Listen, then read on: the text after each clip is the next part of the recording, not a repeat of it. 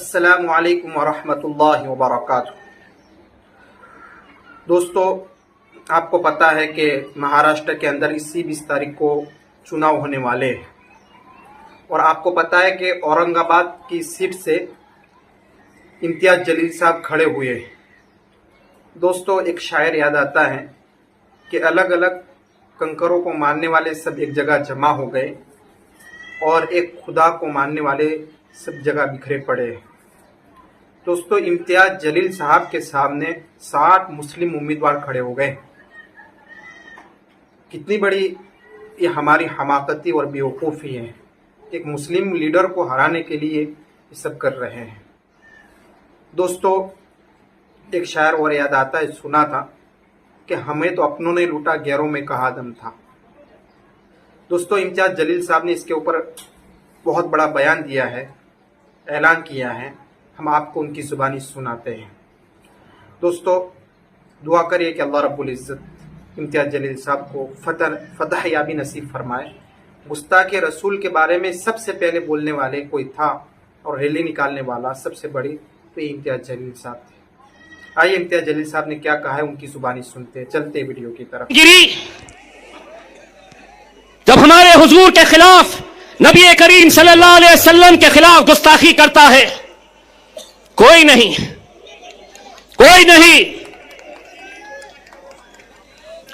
आगे आया जी। अरे हमारा वजूद, हमारी पहचान, हमारी शिनाख्त, हमारी जिंदगी जिसके लिए कुर्बान है, बेशक उसके खिलाफ गुस्ताखी हो रही है, तो भी हम अपनी नफरत की राजनीति में बटे हुए हैं।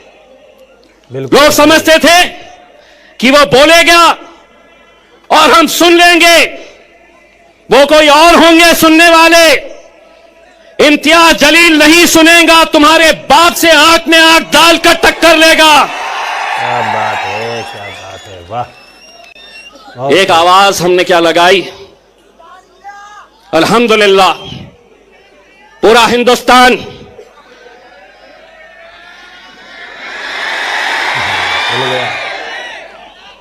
पूरा महाराष्ट्र बोले इतने कहां से आए, इतने एक पैगाम देने के लिए हम निकले थे और एक बार फिर से कह रहे हैं, आप हमें गाली दो, हमारे खिलाफ बोलो, हम सुन लेंगे, बेशक, लेकिन हुजूर के खिलाफ अगर कोई गुस्ताखी करेगा हम नहीं सुनेंगे। ईंट का जवाब।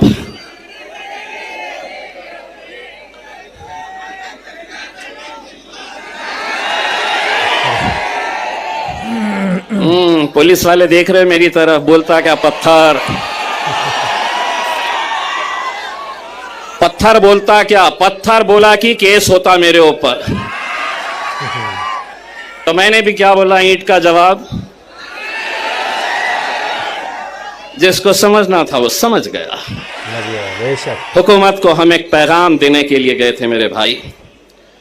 वो पैगाम था, बनकर तूफान, बगावत का सैलाब आएगा, अगर जुल्म हद से बढ़ेगा तो इनक़िलाब आएगा। क्या बात है। मेरे शहर में कुछ दिनों से बहुत तेज चल रही है हवा, बना रहे हैं किस्से जो मेरी नाकामियों के, उन्हें क्या खबर है कि रुख बदल रही है हवा। क्या बात है, बहुत खूब। ये लोगों ने शायद मेरा डायलॉग सुना नहीं है, सुना दीजिए। देवेंद्र फडणवीस, एकनाथ शिंदे जी, नरेंद्र मोदी बाजार में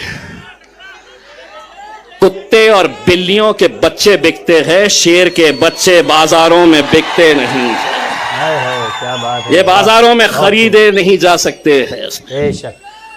आज मीडिया वाले ने आकर कहा, आपको पता है औरंगाबाद की ये सीट भारतीय जनता पार्टी के लिए बहुत मायने रखती है और आपको हराने के लिए बड़े बड़े नेता आने वाले हैं। मैंने कहा कौन आने वाला है? तो बोले योगी आने वाला है। योगी के नाम से बड़ा मुस्कुराते इम्तियाज जलील साहब। मैं बोला अच्छा टखलो, टखलो यहां पर भी। लेकिन एक बात याद रखना टखलो, भाषण के बाद कटकट गेट में आके नान खलिया खा के जरूर जाना मेरे भाई, बहुत मजा आएगा। बता भाई, अगर आप लोगों को मालूम है तो और योगी पे क्यों खत्म, लाओ जिसको लाना है। इतनी एक बात गारंटी के साथ कहता हूं, जहां तक नजर जा रही है, देवेंद्र फडणवीस, एकनाथ शिंदे, अजीत पवार, शरद पवार, उद्धव ठाकरे, नाना पटोले, पूरे के पूरे आ जाओ, इतने जमा करके दिखाओ। बात है। ये अकेले किसके नाम पे आए हैं मालूम है? ये अकेले किसके लिए आए हैं? मेरा अकबर। 10 साल का इंतजार खत्म होने वाला है, पेटी बांध लो, मौसम बिगड़ने वाला है। अल्हम्दुलिल्लाह, मैं सबसे पहले तो अल्लाह रब्बुल इज्जत का तहे दिल से शुक्रिया अदा करता हूं। मैं जितना अल्लाह का शुक्र अदा करूं वो कम है। ये मोहब्बतें, ये दीवानगी, ये जुनून पिछले 10 साल से आपने इसमें कमी नहीं, बल्कि हर बार ये बढ़ती ही जा रही है। आपने मुझे मौका दिया, बैरिस्टर असदुद्दीन अवैसी साहब, अकबरुद्दीन अवैसी साहब ने मुझ पर एतमाद जताया। 2014 में एमएलए बनाकर आप लोगों ने भेजा। 2019 के अंदर जब सारी दुनिया कहती थी कि एमपी बनना आसान नहीं है, लेकिन मेरे ये गयूर मुसलमानों ने, दलितों ने, पिछड़ों ने एक आवाज लगाई और अल्हम्दुलिल्लाह आपने पार्लियामेंट के अंदर मुझे भेजा। 2024 में जब हमें नाकामियों का सामना करना पड़ा तो यकीनन आप भी मायूस थे, मुझे भी अफसोस था, लेकिन उसके बावजूद भी मैं ये लेकर आगे बढ़ा कि आज जो भी होता है, अल्लाह जो भी करता है वो बेहतरी के लिए करता है। बेशक जो भी फैसला अल्लाह का होता है उसमें उसकी रजामंदी होती है। शायद हो सकता है कि अल्लाह ने वहां नाकामयाब किया था तो यहां कामयाब करने वाला है कि बैरिस्टर असदुद्दीन अवैसी साहब पार्लियामेंट में अकेले संभाल सकते हैं। असद साहब का वो बयान आज भी मेरे मोबाइल में है, जब असद साहब ने कहा था कि मुझे अफसोस है कि मेरा बाजू इम्तियाज जलील मेरे साथ में नहीं है। दोस्तों, मैं आज पूरे यकीन, पूरी जिम्मेदारी, एक सच्चाई के साथ मैं आपको यह बात बताना चाहता हूं। लोकसभा का इलेक्शन हारने के बाद मैंने असद साहब से कहा था कि असद साहब, मैं 10 साल यह आवाम ने मुझे अपने दिल में बसा कर रखी है, अपने कांधे पर बिठाकर मुझे 10 साल रखी है, अब किसी और को मौका देंगे। लेकिन असद साहब ने मुझसे कहा था कि इम्तियाज, आज महाराष्ट्र के अंदर जो हालात है, महाराष्ट्र के अंदर जो फिरका परस्ती है, कोई आवाज उठाने के लिए तैयार नहीं है। उन्होंने अपना हुक्म दिया कि किसी भी हालत के अंदर तुम्हें महाराष्ट्र की विधानसभा के अंदर जाकर इन लोगों की आवाज बनना है और लड़ना है हुकूमत से आंख में आंख डालकर। क्या बात है। मेरे कायद का हुक्म सर आंखों पर।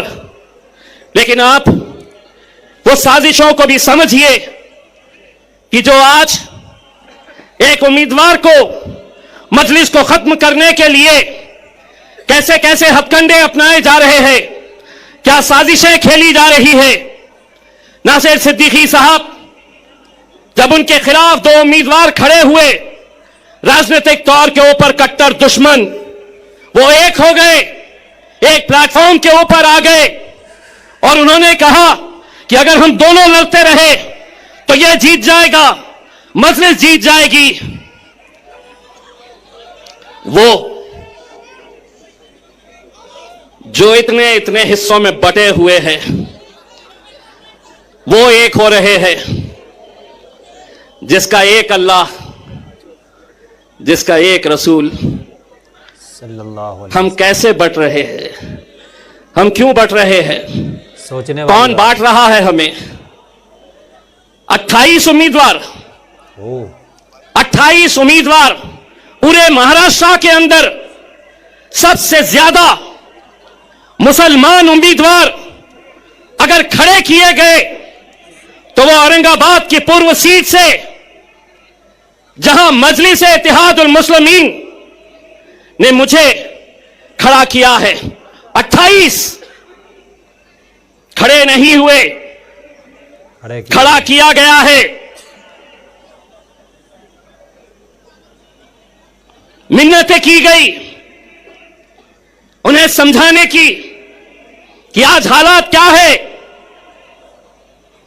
गाजापुर में हमारे घरों में घुसकर मारा गया, कोई आवाज नहीं, हमने आवाज उठाई। लोकसभा में वक्फ बोर्ड का बिल आया, जिन मुसलमानों ने 2-2 घंटे खड़े रहकर जिन्हें जिताया, वो लोकसभा से बाहर निकल गए। विधान परिषद महाराष्ट्र का पहली मर्तबा 40 सालों में एक भी मुस्लिम एमएलसी, एक भी मुस्लिम विधान परिषद के अंदर नहीं भेजा गया। मेरे भाई, इस इलेक्शन के अंदर मुझे तो ऐसा लग रहा है कि जितने मुसलमान उम्मीदवार खड़े हुए हैं, उनकी लड़ाई भाजपा से नहीं है, उनकी लड़ाई शिवसेना से नहीं है। जहां 4 लोग जमा हो गए, वहां बस इम्तियाज जलील, सिर्फ इसी का चर्चा। लेकिन हमारा मुकाबला भारतीय जनता पार्टी से है। कितने पैसे बांटेगा अतुल सावे, कितने बांटेगा? बांट बांट के मुझे दोस्तों, आपको लग रहा होगा कि 28 में से 3 लोगों के फॉर्म रिजेक्ट हो गए, 10 लोग वापस हो गए। लेकिन कौन है ये वो 10 लोग? मैं नाम के साथ बताता हूं। समद बागवान इलेक्शन में क्यों खड़ा है? बोले मार्केट यार्ड में मैं फोन करता हूं तो कचरे की गाड़ी आती है, इसलिए मुझे एमएलए बनना है।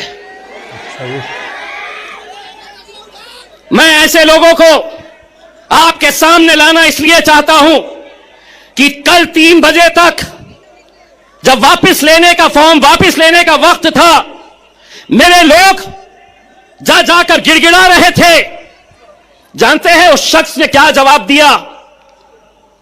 अगर 5 लाख रुपए देंगे तो बैठता हूं, नहीं तो जल्दी बोलो, भाजपा वाले मुझे फोन कर रहे हैं इससे ज्यादा देने के लिए।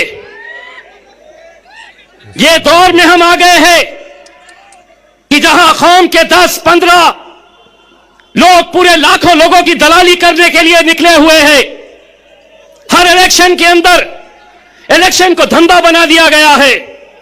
बार बार 18 उम्मीदवार। मैं तो सलाम करता हूं एसडीपीआई के मेरे भाई कलीम को, जिसने खुद से कहा कि मैं बैठूंगा आपके लिए, कौम के लिए। क्या बात है, कहां है? बहुत खूब। हाथ बताइए। मैं सलाम करता हूं ऐसे नौजवानों का।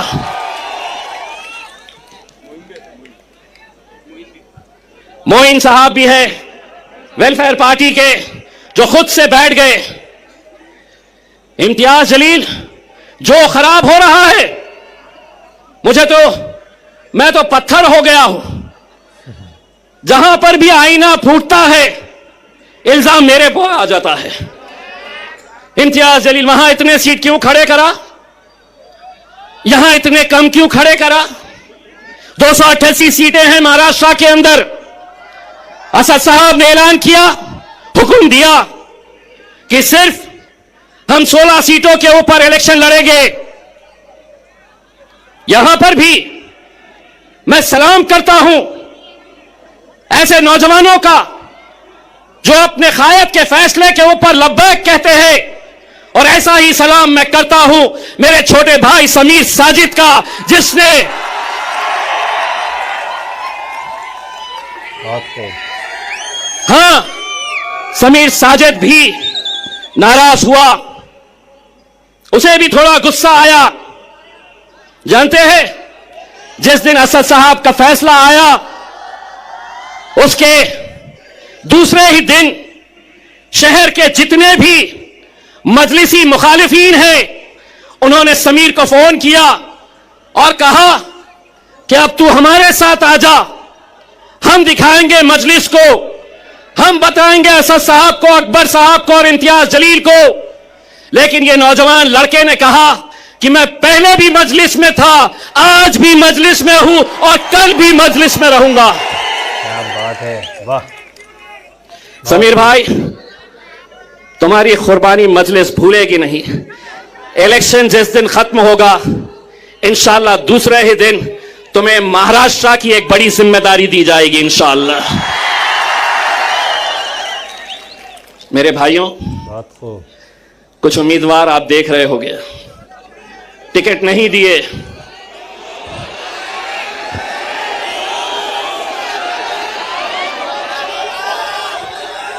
टिकट तो हमने इसे भी नहीं दिए, टिकट तो हमने कई लोगों को नहीं दिए। लेकिन क्या इसका मतलब यह है कि तुम इतने बड़े हो गए हो कि तुम अब मेरे कायद बैरिस्टर असदुद्दीन अवैसी और अकबरुद्दीन अवैसी के खिलाफ तुम महफिलें सजा रहे हो?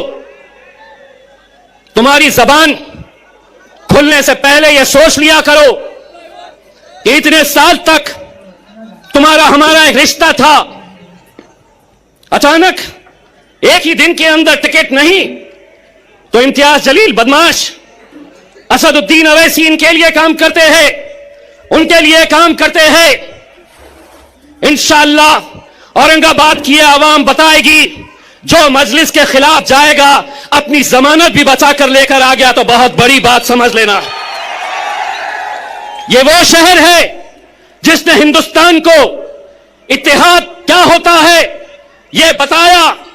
हिंदुस्तान के बाहर भी लोग औरंगाबाद की एक पहचान इत्तेहाद के नाम से जानते हैं मेरे भाइयों।